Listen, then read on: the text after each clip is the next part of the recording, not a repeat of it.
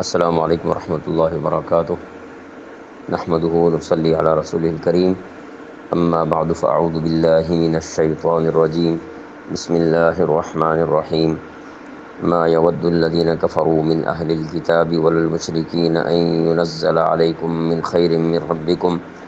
والله يختص برحمته من يشاء والله ذو الفضل العظيم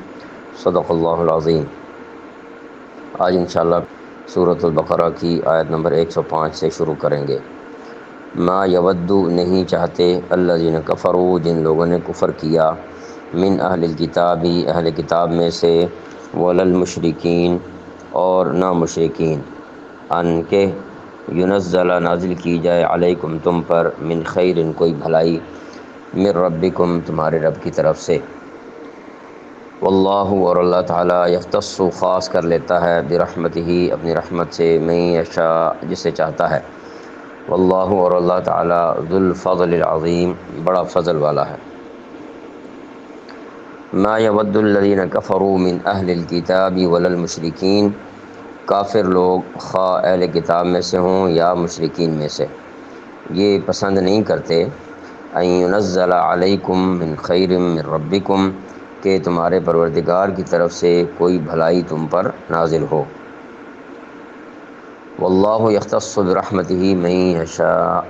حالانکہ اللہ تعالیٰ جس کو چاہتا ہے اپنی رحمت کے لیے مخصوص فرما لیتا ہے،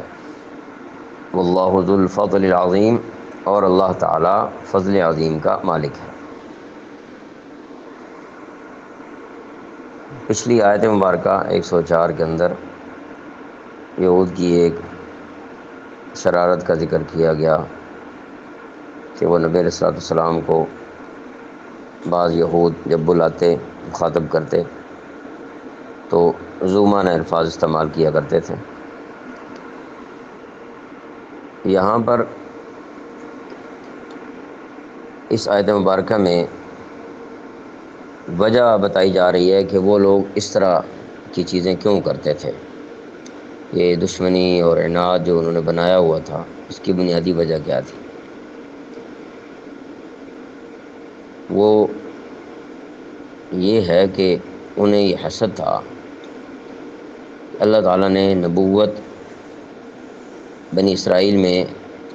ایک لمبے عرصے تک جاری رکھی، ہزاروں کی تعداد میں انہی میں سے انبیاء علیہ السلام تشریف لائے، تو اب یہ نبوت حضرت محمد صلی اللہ علیہ وآلہ وسلم کو جو عطا کی گئی ہے تو یہ تو بنی اسماعیل میں سے ہیں، تو لہٰذا یہ تبدیلی ان کو ناگوار گزری اور اس پر وہ اس طرح کی حرکات کرتے رہتے تھے۔ تو اللہ تعالیٰ نے اس آیت مبارکہ میں یہ بات فرما دی ہے کہ واللہ یختص برحمتہ من یشاء، کہ یہ اللہ تعالیٰ کا اپنا اختیار ہے، اس کی اپنی مرضی ہے کہ وہ اپنی رحمت سے، اور رحمت کا بڑا درجہ جو ہے وہ نبوت ہے، تو جس کو چاہے وہ مختص فرما لے۔ بنی اسرائیل میں سے جب تک چاہا انبیاء علیہ السلام چنے جاتے رہے، اور جب اللہ تعالیٰ نے چاہا تو حضرت اسماعیل علیہ السلام کی اولاد میں سے حضور علیہ السلام کو نبی بنا کے بھیج دیا۔ یہ تو اللہ تعالیٰ کی چاہت ہے، اس کا اپنا فضل ہے، اس کی اپنی عنایت ہے، اس میں کسی بندے کا یا کسی خاندان کا یا کسی کنبے قبیلے کا اپنا دخل نہیں ہے۔ آیت نمبر 106 میں فرمایا ما ننسخ جو ہم منسوخ کرتے ہیں، من آیتن کوئی آیت، او ننسیہا یا اسے بھلا دیتے ہیں،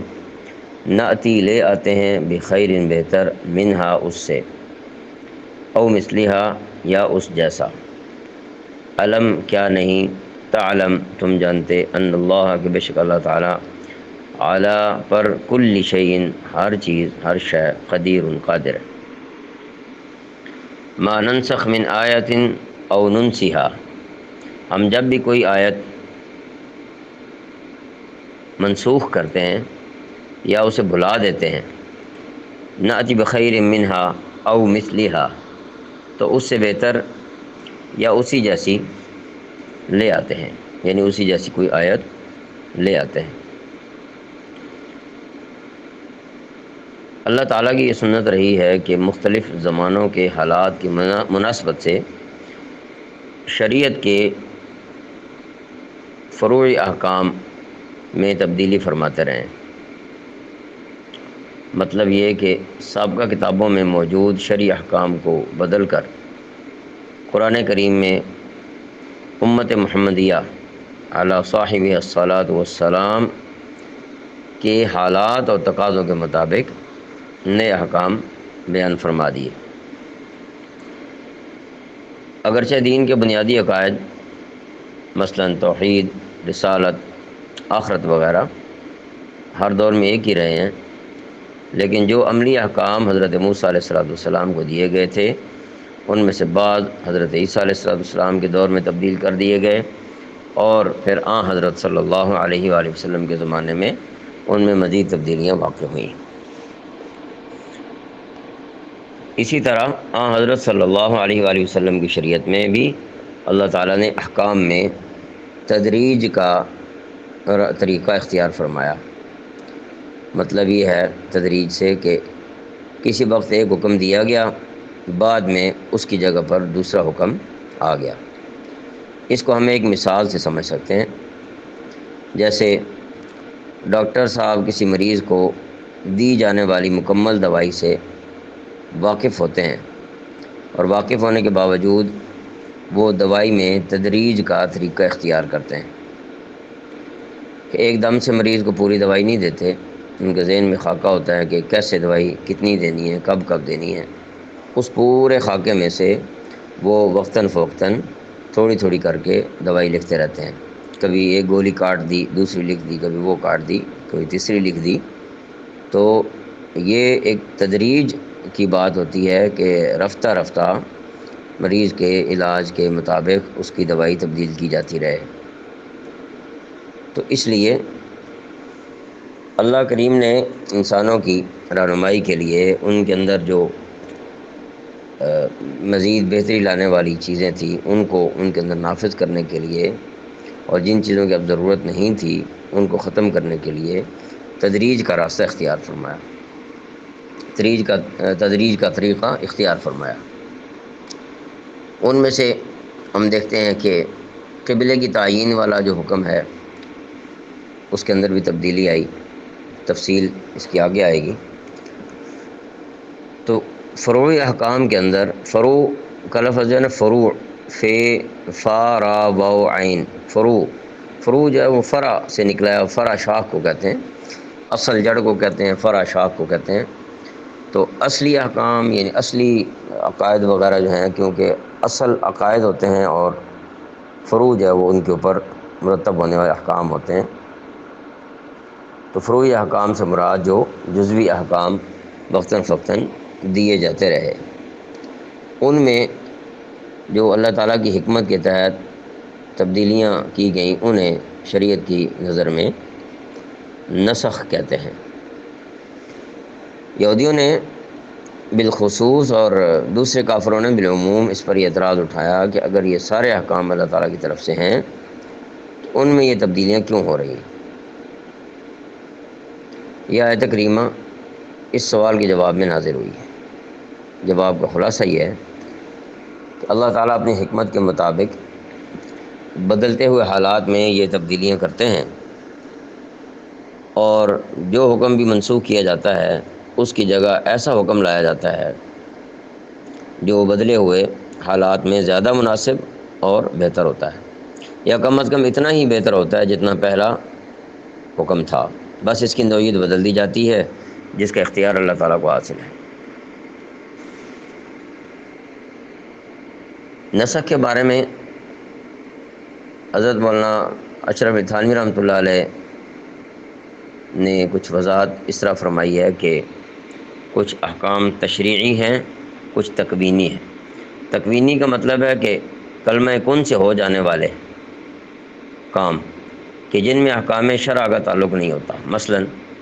کسی کو اللہ تعالیٰ بیٹا دیتا ہے یا بیٹی دیتا ہے، پھر چند دنوں کے بعد واپس لے لیتا ہے، یا اس کی زندگی ختم ہو جاتی ہے، اس پر کوئی اعتراض نہیں کرتا کہ اے پروردگار جب لینا ہی تھا تو دیا کیوں؟ اسی طرح ایک آدمی کو مالدار بنانے کے بعد اللہ تعالیٰ غریب بنا دیتا ہے، تندرست کو بیمار کر دیتا ہے، اس پر کوئی اعتراض نہیں کرتا کہ اے پروردگار، اگر غریب ہی بنانا تھا تو مالدار پھر کیوں بنایا، بیمار کرنا تھا تو صحت کیوں دی؟ تو پھر تشریعی احکام کی تبدیلی پر اعتراض بھی نہیں بنتا کہ یہ اللہ تعالیٰ کی اپنی حکمت اور مرضی ہے کہ وہ جب چاہیں جو احکام ہے ان کے اندر تبدیلی فرما دیں۔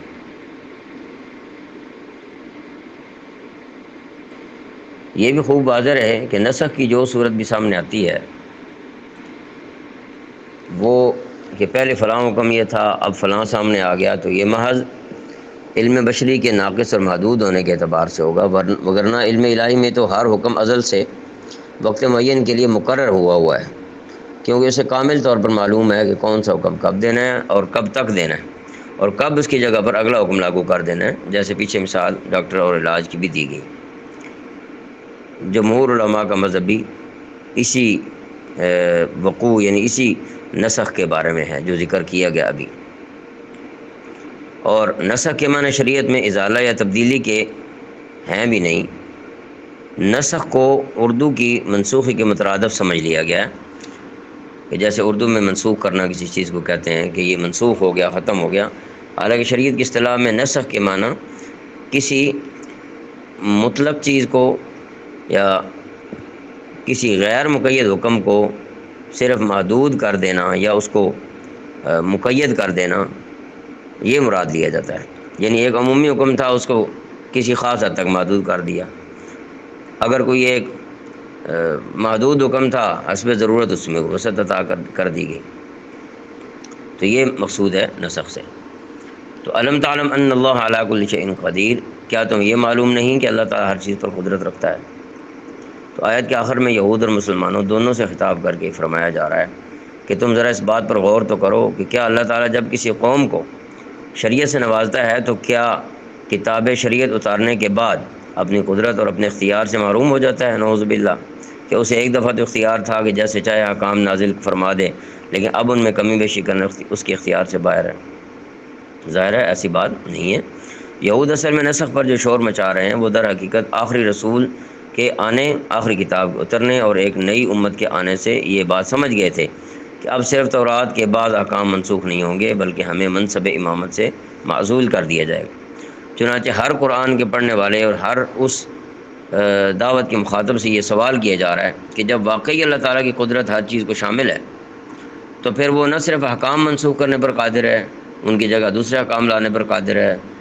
بلکہ بعض امتوں کو منسوخ کر کے دوسری امت کو بھی لانے پر قادر ہے۔ لہذا یہود کو معزول کر کے اللہ تعالیٰ نے امت محمدیہ علیہ صاحب الصلاۃ والسلام کو جب وہ لانے پر قادر ہے تو پھر یہود کو اس پر اعتراض کرنے کا کوئی حق حاصل نہیں ہے۔ اللہ تعالیٰ سمجھ توفیق عطا فرمائے۔